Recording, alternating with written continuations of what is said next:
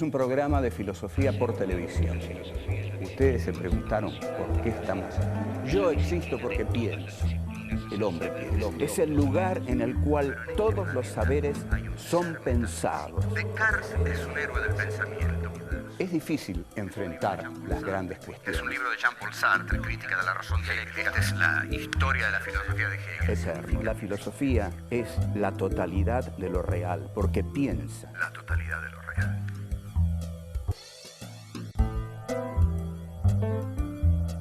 Sacad la filosofía a la calle. Sujetos, sujetados. Si la historia está en manos de Dios, ¿qué hacen los hombres? ¿En qué consiste la ruptura de Descartes con el pensamiento teologal del medioevo?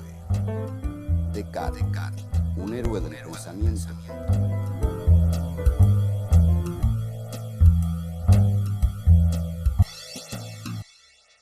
Habíamos dicho en el programa anterior que la filosofía tiene como surgimiento la condición finita del hombre, que en realidad si el hombre no fuera un ser finito, es decir, un ser finito es una frase un poco demasiado exquisita para decir que estira la pata, digamos, es más concreto, se muere, el hombre se muere.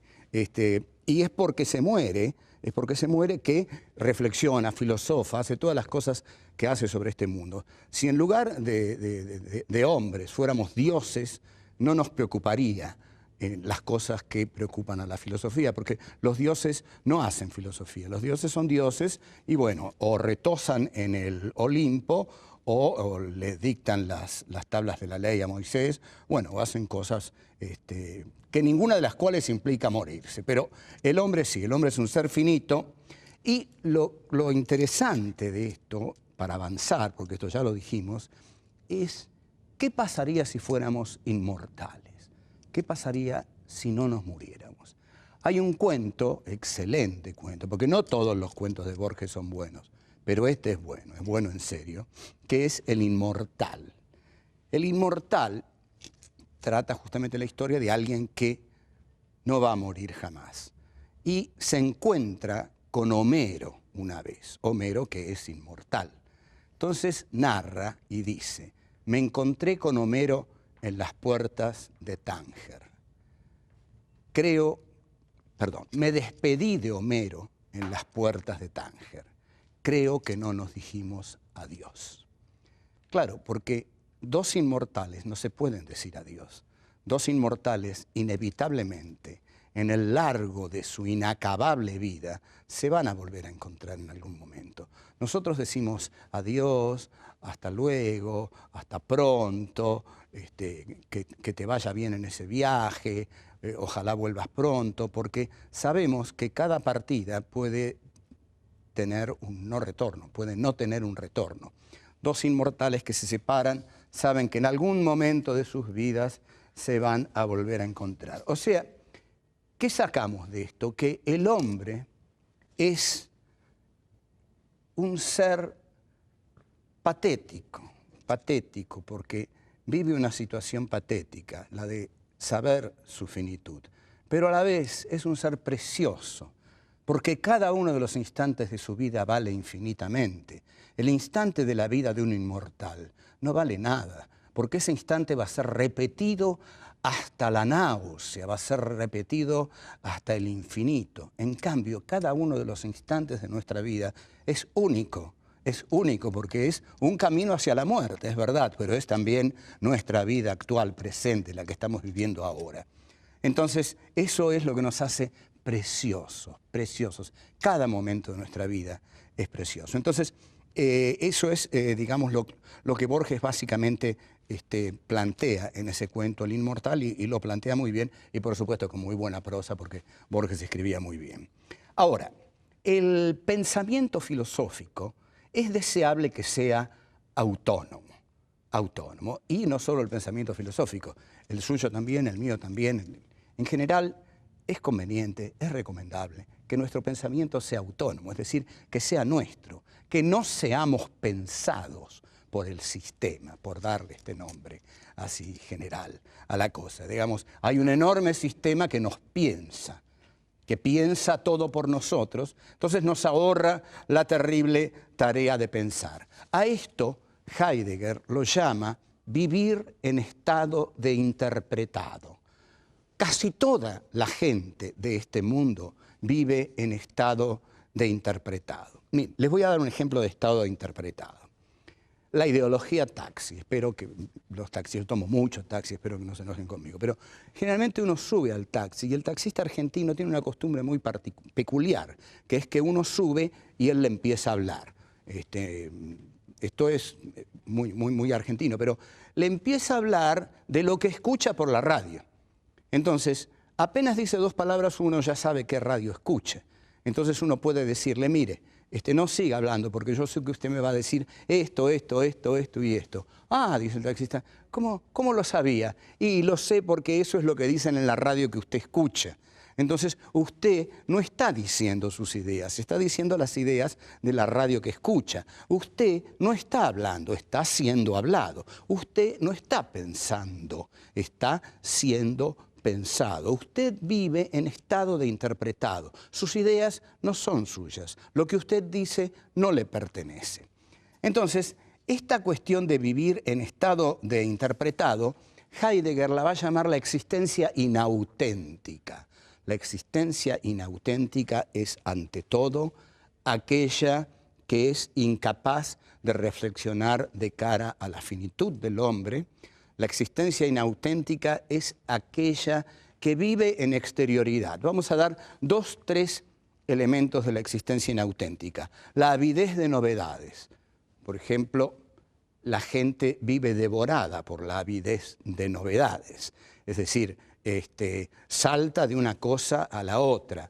¿Qué hay de nuevo en literatura? Tal cosa. ¿Qué hay de nuevo en moda? Tal otra. Por eso, digamos, la moda, que es un ejemplo total de la avidez de novedades, cambia constantemente, justamente para posibilitar y facilitar y promover el consumo. La avidez de novedades. Después está también lo que hay que leer, lo que hay que ver, etc. Todo esto tiene que ver con la existencia inauténtica. Es decir, son sujetos sujetados por el poder.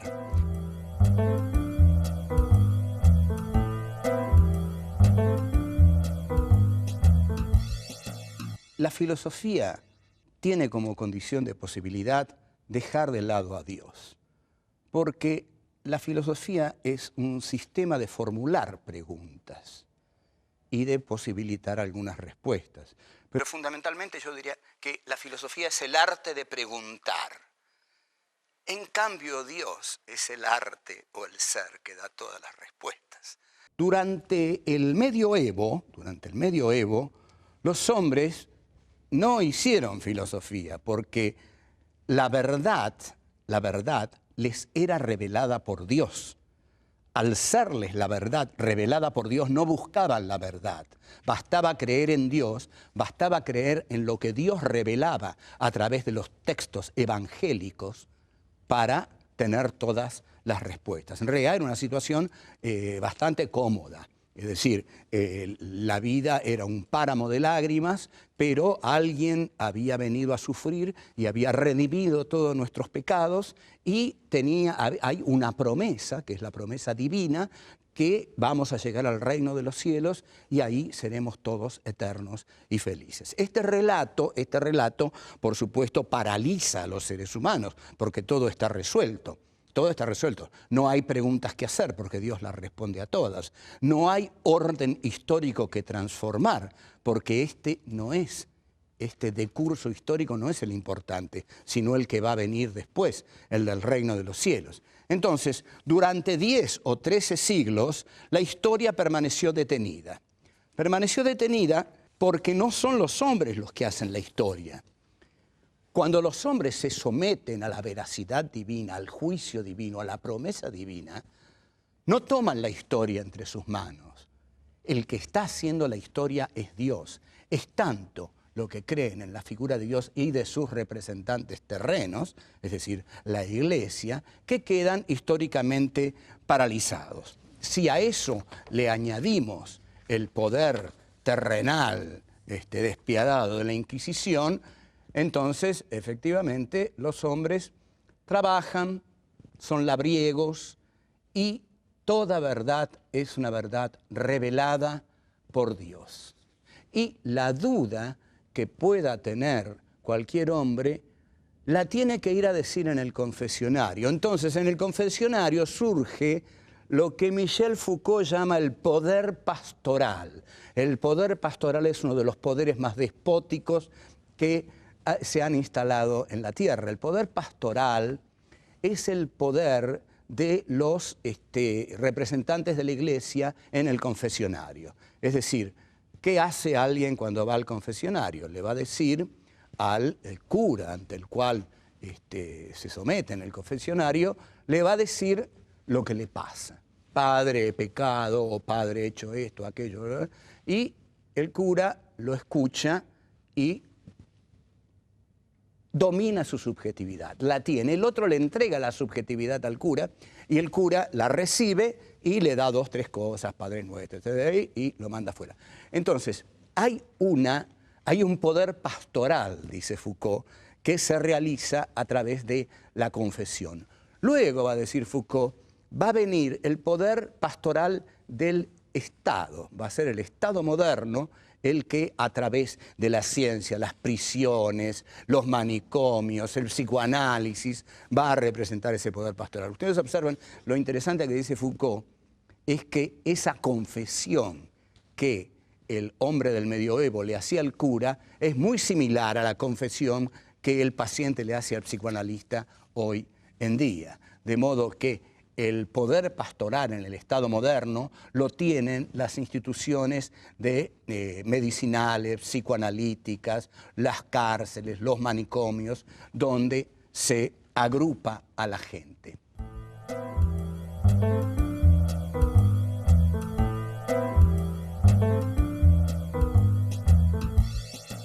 Colón, al descubrir América, escenifica la decisión del hombre prometeico de ir a la conquista de los territorios nuevos. Es una empresa capitalista porque Colón va a América para expropiar a América. Entonces, cuando decimos que la conquista española de América implicó la muerte de 50 millones de indígenas, tratemos de sacar esta cifra de la estadística y de pensarla como lo que realmente es. Cada uno de esos 50 millones fue uno. Hay una frase que sobre el holocausto judío dice, no mataron 6 millones de judíos, mataron un judío y después lo mataron 6 millones de veces más.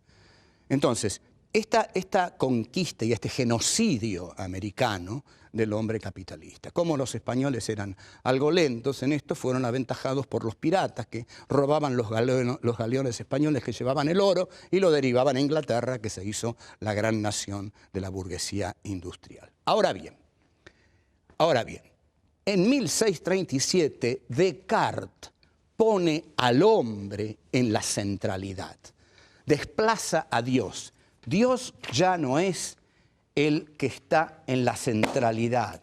Dios ya no es el centro, el que revela la verdad a los demás hombres. Ahora, lo que es puesto en la centralidad de la explicación de la historia humana es el hombre. El hombre, atención, en tanto sujeto. El hombre en tanto pensamiento, el hombre en tanto subjetividad. Lo que hace Descartes es decir, con esa famosa frasecita, pienso, luego existo, cogito, ergo, sum, lo que está diciendo Descartes es que el sujeto capitalista al cual él representa se define por la subjetividad y que ahora es la subjetividad aquello que da fundamento a todo lo existente. La subjetividad es ahora el subjectum. El subjectum es aquello que subyace a todo lo que existe.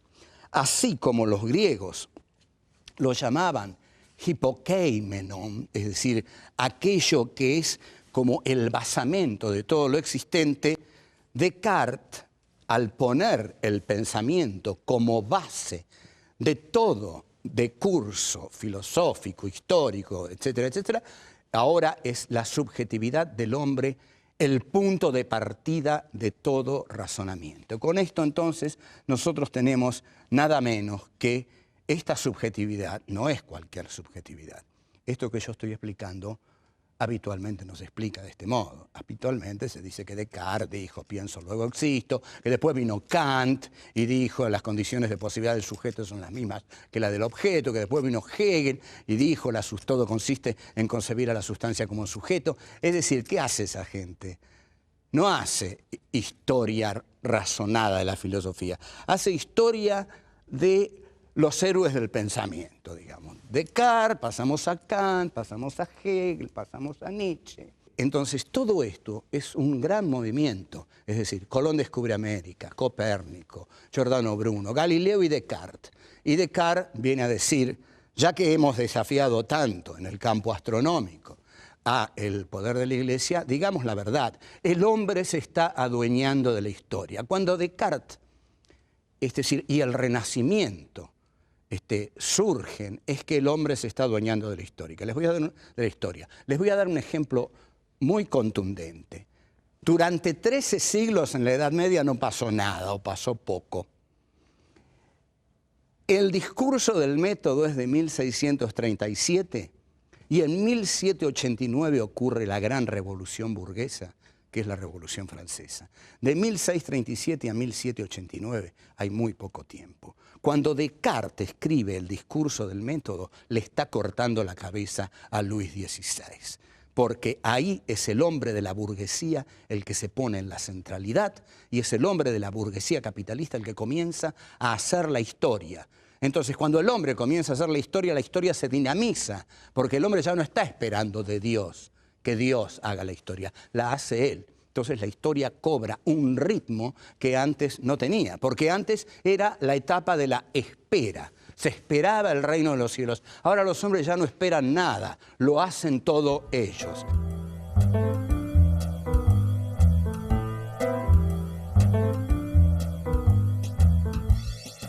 Hegel decía que Descartes era un héroe del pensamiento, y efectivamente lo es. Es un héroe del pensamiento del capitalismo burgués. Con Descartes surge la subjetividad capitalista. A algunos quizás les llame la atención que yo una a Descartes con el surgimiento de la subjetividad capitalista, pero es que la filosofía es así. La filosofía ocurre en medio de la historia, y en medio de las relaciones de producción y en medio de las relaciones sociales de producción.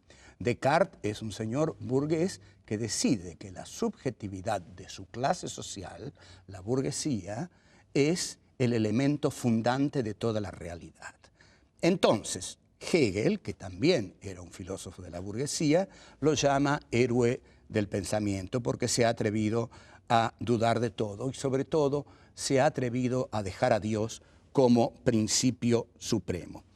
Entonces, la cabeza de Luis XVI, cuando cae, no es que sea Descartes el que le tiró la guillotina y la cabeza rodó, pero sí es el pensamiento de Descartes el que dio origen a ese proceso histórico que llevó a las turbulentas jornadas de la Revolución Francesa, la toma de la Bastilla y el decapitamiento de Luis XVI.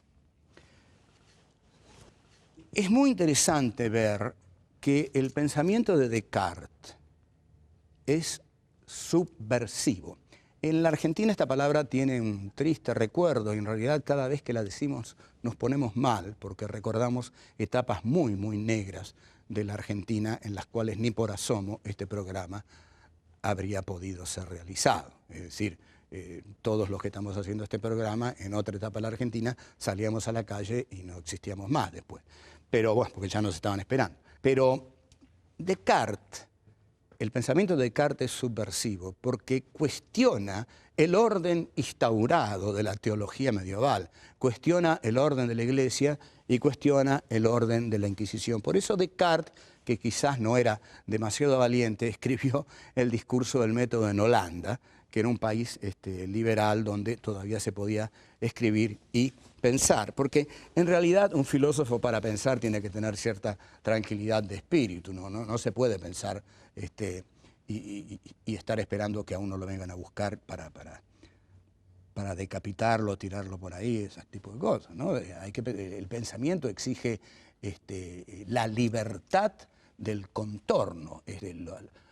Los regímenes autoritarios lo primero que hacen es establecer un dogma y prohibir el pensamiento libre. Eso ocurre tanto en la Iglesia medieval como ocurrió en el régimen soviético durante el estalinismo. Es decir, que se establece un dogma del partido y el que piensa fuera del dogma del partido es liquidado, Siberia. Bueno, entonces, el pensamiento de Descartes es subversivo porque lo subversivo es lo que subvierte. Es decir, lo que subvierte es que cambia, lleva a que una cosa se transforma en otra. Y el pensamiento de la burguesía capitalista que expresa Descartes se expresa en la realidad a partir de la praxis de los revolucionarios franceses. Hay cosas notables que influyen en la historia. Una de las cosas que más decidió el ímpetu salvaje de la Revolución Francesa fue el pensamiento, por supuesto, de los ilustrados, el pensamiento de la Ilustración. Los que escribieron la enciclopedia, Diderot, d'Alembert, Rousseau, Voltaire, pero hubo una frase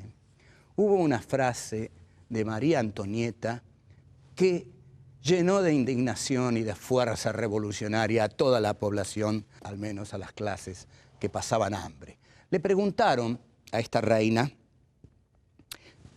le informaron a esta reina que el pueblo tenía hambre. Y célebremente, María Antonieta dijo, ¿por qué tiene hambre el pueblo? Y le dijeron, porque no tiene pan. Y ella respondió, bueno, que coman pasteles. Y este fue uno de los motivos que dinamitó la Revolución Francesa. Esa frase resultó intolerable para la plebe, y la plebe, a partir de esa injuria, decide rebelarse y la revolución se desata. Como vemos, a veces basta un elemento de irritación para que una situación encuentre el desenlace histórico detrás del cual estaba. O sea, 13 siglos de Edad Media no resuelven nada y la subjetividad del hombre capitalista de la modernidad se arroja en una historicidad desbocada que en poco más de un siglo produce un hecho trascendental como la Revolución Francesa. La Revolución Francesa pone al hombre capitalista en la centralidad. Es la burguesía capitalista la que se adueña del poder. La monarquía pertenece al pasado. Una revolución consiste en poner en el centro de la historia a la clase históricamente más moderna, más revolucionaria. Entonces, la aptitud que va a tener el hombre capitalista es la aptitud de hacer la historia. Como vamos a ver, y esto va a volver muy apasionante nuestro curso, el capitalismo va a generar su antagonista, que va a ser el proletariado. Y eso nos lo va a explicar el cabezón barbado, Marx, que vimos ahí. Ahora lo dejamos aquí, yo qué sé, me voy, porque la filosofía tiene que salir a la calle y ensuciarse un poco.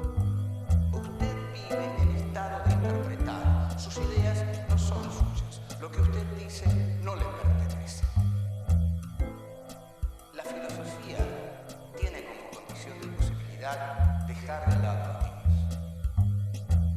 La Revolución Francesa significa el asalto al poder político por parte de la burguesía que ya había conquistado